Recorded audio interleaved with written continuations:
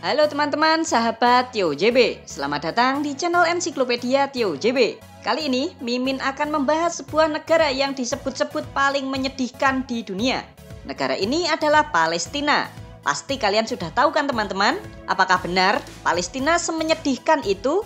Benarkah Palestina sulit merdeka? Serta bagaimana kehidupan dan kondisi negara Palestina saat ini? Kalau kalian mau tahu jawabannya, yuk langsung saja ikuti terus video ini sampai selesai ya.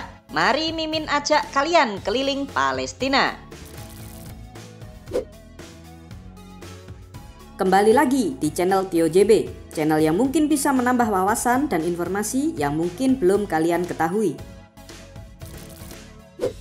Untuk sejarah dan awal mula permusuhan Israel-Palestina secara lengkap sudah Mimin jelaskan di video terpisah ya teman-teman. Silahkan bagi kalian yang belum nonton bisa klik link di pojok kanan atas ini. Atau Mimin sudah taruh linknya di kolom komentar. Berikut 9 fakta negara Palestina. Tapi sebelum kita mulai, jangan lupa untuk subscribe channel Tio JB dan tekan tombol lonceng agar tidak ketinggalan info menarik lainnya dari Tio JB. Profil negara. Negara Palestina dipimpin oleh seorang presiden sebagai kepala negara, dibantu Perdana Menteri sebagai kepala pemerintahan. Palestina mengklaim memiliki ibu kota yang bernama Kota Yerusalem, serta Kota Ramallah sebagai pusat administrasi negara. Secara geografis, Palestina berada di benua Asia bagian barat, serta berada di bawah wilayah kependudukan Israel. Negara Palestina sendiri itu terbagi menjadi dua bagian ya teman-teman, yaitu wilayah tepi barat dan jalur Gaza. Wilayah tepi barat berbatasan dengan negara Yordania di sebelah timur, sedangkan wilayah jalur Gaza berbatasan dengan negara Mesir di sebelah selatan dan Laut Mediterania di sebelah barat. Palestina sendiri memiliki luas wilayah sebesar 6.020 km persegi, dengan jumlah penduduk sebesar 5.227.193 jiwa. Untuk agama, di wilayah tepi barat, 85% penduduk beragama Islam, 14% memeluk agama Yahudi, sisanya 1% memeluk agama Kristen. Lalu untuk etnis, di wilayah tepi barat, 83% merupakan etnis Arab, serta 17% adalah etnis Yahudi. Sedangkan agama di wilayah jalur Gaza, 99,8% penduduk beragama Islam, sisanya 0,2% memeluk agama Kristen. Lalu untuk etnis di jalur Gaza, hampir 100% merupakan etnis Arab. Lalu untuk bahasa, ada yang unik nih teman-teman. Meskipun negara Palestina secara resmi memakai bahasa Arab, namun bahasa Inggris juga digunakan sebagai bahasa wajib dalam pengantar pendidikan. Maka kalian jangan heran ya teman-teman kalau orang Palestina terutama anak muda itu sangat lancar berbicara bahasa Inggris. Selain itu juga ada minoritas yang memakai bahasa Ibrani, terutama mereka yang etnisnya Yahudi. Lalu untuk perekonomian, di luar dugaan ini teman-teman, negara ini bukanlah negara yang miskin, namun masuk ke dalam negara yang berkembang, dengan kelompok ekonomi berpenghasilan menengah ke bawah. Perekonomian negara Palestina sendiri ditopang oleh jasa teknologi informasi, pembuatan batu bangunan, pertanian zaitun, produk kerajinan tangan dan furnitur, pariwisata, serta bantuan asing. Dengan ekspor tertinggi ke negara Israel, Yordania, Arab Saudi, dan Uni Emirat Arab. Di bawah protokol hubungan ekonomi, negara Palestina tidak diizinkan untuk mencetak uangnya sendiri. Lalu jual beli mereka pakai apa? Di Palestina ini ada 4 mata uangnya teman-teman. Ada shekel Israel, dinar Yordania, pounds Mesir, serta dolar Amerika. Wah, ribet juga ya teman-teman. Negara high-tech.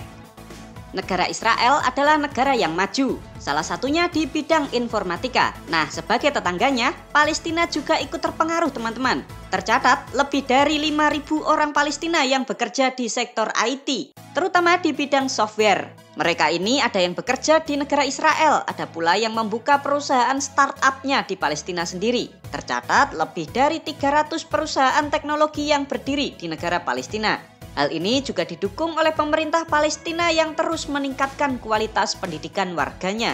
Kini terdapat 28 universitas di seluruh Palestina. Angka literasi Palestina juga sangat tinggi teman-teman, mencapai 97,7%. Hebat loh Palestina teman-teman, mereka tidak memiliki sumber daya alam dan kini mulai bangkit dengan mempersiapkan sumber daya manusianya. Sebagai buktinya, angka pembangunan manusia negara Palestina saat ini berada di peringkat 106 dunia, sedangkan Indonesia berada di peringkat 114 dunia. Hal ini menunjukkan sumber daya manusia kita masih kalah dari Palestina. Kehidupan di Palestina. Dari data terbaru, gaji UMR pekerja di Palestina tahun 2022 dinaikkan dari 6 juta rupiah per bulan menjadi 7,6 juta rupiah per bulan. Namun, upah minimum ini hanya dirasakan khususnya bagi penduduk Palestina yang tinggal di wilayah tepi barat. Sangat jauh dan berbanding terbalik dengan wilayah Gaza. 80% pekerja di perusahaan swasta di Gaza hanya digaji 900 shekel atau sekitar 3,7 juta rupiah per bulan. Sangat jomplang sekali ya teman-teman. Lalu apa penyebabnya? Nanti Mimin sampaikan di poin berikutnya.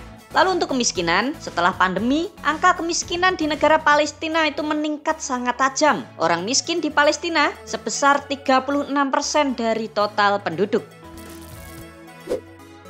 Perpecahan di Palestina. Selain dikuasai pendudukan Israel, Palestina juga dihadapkan pada perpecahan antara dua kubu yang saling berebut kekuasaan, yaitu kelompok Hamas dan kelompok Fatah. Hal ini dipicu ketidakpuasan hasil pemilu Palestina pada tahun 2006 yang lalu. Wilayah Gaza yang kekuasaannya dipegang oleh Fatah direbut oleh Hamas dengan disertai pertempuran antar keduanya selama 5 hari dari tanggal 10 sampai 15 Juni tahun 2007. Setidaknya dari pertempuran ini 118 orang meninggal dunia. Setelah penyerangan ini, wilayah Palestina secara de facto dibagi menjadi dua bagian. Yang pertama, wilayah jalur Gaza yang dikuasai oleh kelompok Hamas, lalu wilayah tepi barat yang dikuasai oleh Fatah. Hingga saat ini pun kedua kelompok ini masih bermusuhan, sehingga semakin sulit untuk menyatukan Palestina. Apalagi kebijakan politik kedua partai ini saling bertentangan teman-teman. Kelompok Hamas itu sangat frontal dalam melawan Israel dengan senjata. Kalau kalian lihat di berita-berita, penyerangan roket ke pemukiman Israel itu biasanya dilakukan oleh kelompok Hamas yang berasal dari jalur Gaza. Sedangkan kelompok Fatah lebih terbuka untuk menerima Israel. Jadi langkah pertama agar Palestina bisa merdeka adalah menyatukan kedua kelompok ini teman-teman. Kalau mereka saja tidak bisa bersatu, meskipun kita teriak-teriak demo atau menolak Israel sampai merugikan negara kita sendiri, Palestina juga nggak bakalan merdeka karena mereka aja nggak bisa bersatu. Jalur Gaza dan tepi barat. Negara Palestina, seperti yang sudah Mimin jelaskan tadi, terbagi menjadi dua wilayah. Yang pertama adalah jalur Gaza. Luas Gaza sebesar 365 km persegi dengan jumlah penduduk sekitar 1,8 juta jiwa. Gaza adalah wilayah Palestina yang dikuasai oleh kelompok Hamas. Karena kelompok ini sangat frontal melawan Israel, maka wilayah Gaza pun diblokade oleh tentara Israel. Nah, karena itulah kehidupan warga di wilayah Gaza ini sangat menyedihkan teman-teman. Tak jarang pula Israel tiba-tiba menyerang Gaza dengan dalih menangkap pimpinan Hamas. Yang kedua adalah tepi barat. Luasnya sekitar 5.655 km persegi dengan jumlah penduduk sekitar 2,9 juta jiwa. Tepi barat adalah wilayah Palestina yang dikuasai oleh kelompok Fatah. Kebijakan Fatah sangat terbuka kepada Israel, makanya wilayah tepi barat ini lebih makmur kehidupan warganya. Penduduk Palestina sendiri di tepi barat juga banyak yang kerja di negara Israel. Itulah sebabnya gaji pekerja antara kedua wilayah ini sangatlah jomplang. Di wilayah Gaza hanya 3,7 juta rupiah per bulan. Sedangkan gaji pekerja di tepi barat mencapai 7,8 juta rupiah per bulan. Negara pengakuan terbatas. Seperti halnya negara Israel, negara Palestina ternyata juga belum diakui oleh semua negara di dunia. Palestina sendiri hanya diakui oleh 138 dari 193 negara anggota PBB. Sedangkan negara Israel diakui 165 dari 193 negara anggota PBB. Di negara Asia sendiri, ada 5 negara yang belum mengakui Palestina, yaitu negara Singapura, Myanmar, Taiwan, Jepang, dan Korea Selatan. Hubungan dengan Indonesia. Tahukah kalian teman-teman, jika hubungan Palestina dan Indonesia sudah dimulai sejak Indonesia memproklamirkan kemerdekaannya pada tahun 1945 yang lalu. Saat itu, Palestina yang masih bernama Mandat Palestina menjadi wilayah pertama yang mengakui kemerdekaan negara kita Indonesia. Palestina lalu mengajak negara-negara Arab lainnya untuk mengakui Indonesia. Nah, karena itulah Presiden Soekarno sangat menghormati negara Palestina ini. Dan hingga saat ini pun Indonesia tetap tetap menyuarakan kebebasan Palestina. Indonesia bahkan membangun rumah sakitnya di wilayah Gaza, Palestina. Wisata di Palestina. Pariwisata di negara Palestina hanya bisa dilakukan di wilayah tepi barat saja teman-teman. Karena wilayah Gaza sejak tahun 2007 telah diblokade oleh tentara Israel. Padahal pantai di Gaza itu sangat bagus banget teman-teman. Karena wilayah Gaza adalah satu-satunya daerah di Palestina yang letaknya di tepi laut.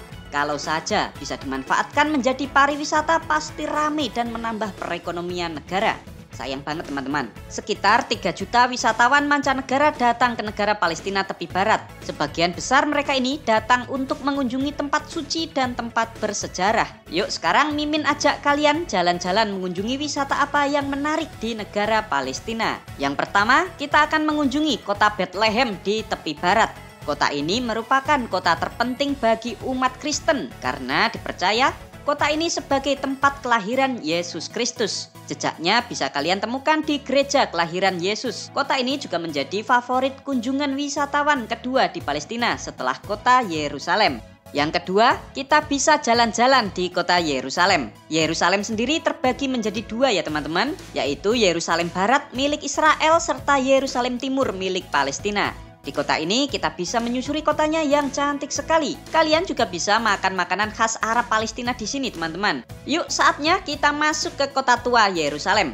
Di sini kalian bisa melihat tembok ratapan yang dipercaya sebagai tempat suci agama Yahudi. Di balik tembok ada kompleks Masjid Al-Aqsa yang sangat istimewa serta menjadi tempat suci bagi agama Islam. Yang ketiga, kita bisa mengunjungi kota Jericho. Sebuah kota yang terletak di wilayah tepi barat sebelah timur kota Yerusalem. Kota Jericho juga menjadi salah satu tujuan wisata populer di negara Palestina ini. Karena di kota ini banyak hotel dan resort yang menawarkan view gurun pasir yang sangat mempesona. Harganya kalau kalian mau menginap di sini sekitar 3 jutaan per malam.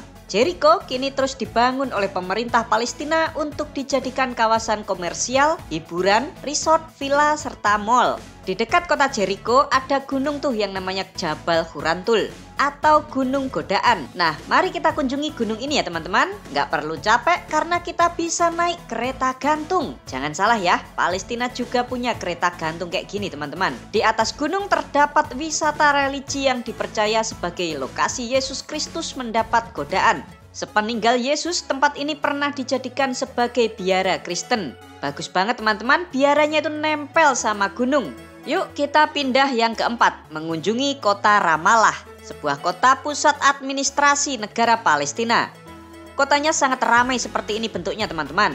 Kita parkir mobil dulu ya, bayarnya pakai mesin. Di sini nggak ada kang parkir kayak negara kita Indonesia. Maju juga ya ternyata Palestina. Kotanya juga nyaman, di pinggir-pinggir jalan kalian juga bisa mendapati banyak penjual oleh-oleh dan makanan khas Palestina. Contohnya seperti kebab ini, rasanya tuh maknyus dan dijamin halal. Yuk kita jalan-jalan lagi melihat suasana kotanya. Kalau kalian mau cari oleh-oleh juga bisa di sini teman-teman. Harganya lebih murah dibandingkan di kota Yerusalem. Yuk kita pindah lagi ya teman-teman. Yang kelima, kita bisa mengunjungi kota Hebron. Kota ini merupakan salah satu kota tertua di negara Palestina dan dipercaya Nabi Ibrahim atau Abraham pernah tinggal di daerah ini. Kota Hebron juga ditetapkan sebagai warisan dunia UNESCO. Di kota ini kita bisa berziarah ke makam Nabi Ibrahim alaihi salam. Di sini juga terdapat makam anaknya yaitu Nabi Ishak alaihi salam. Tidak jauh dari sana juga terdapat makam Nabi Yusuf alaihi salam. Capek usai berziarah kita bisa mampir ke kota tua Hebron. Kayak goa gitu teman-teman, sumpah bagus banget suasananya. Di sini kita bisa bersantai-santai sambil ngopi. Setelah ngopi kita bisa cuci mata berwisata belanja, terutama barang-barang pecah belah. Kota Hebron juga dikenal sebagai industri kaca di negara Palestina. Kalian wajib mampir ke kota Hebron jika sedang traveling ke negara Palestina. Bagi kalian yang mau wisata atau jalan-jalan ke negara Palestina, kalian harus ikut rombongan memakai agen perjalanan ya teman-teman. 10-14 hari, biayanya dari Jakarta ke Palestina sekitar 35-40 juta rupiah. Biaya ini sudah termasuk visa masuk Israel. Hal unik di Palestina. Tahukah kalian teman-teman, jika rata-rata usia penduduk di negara Palestina ini sangatlah muda belia, yaitu 20,8 tahun. Palestina sejatinya memiliki 10 juta penduduk. Namun hanya separuh atau 5 juta orang saja yang tinggal di negara Palestina. 5 juta sisanya menjadi diaspora, menyebar ke berbagai negara, yang terbesar ke negara Yordania, Suriah, dan Lebanon. Demikianlah 9 fakta unik dan menarik tentang negara Palestina. Terima kasih ya teman-teman, semoga dapat menambah informasi dan pengetahuan bagi kita semua. Bagaimana menurut kalian? Seperti biasa, jangan lupa untuk komentar di bawah dan ikuti terus video-video menarik lainnya dari Tio JB.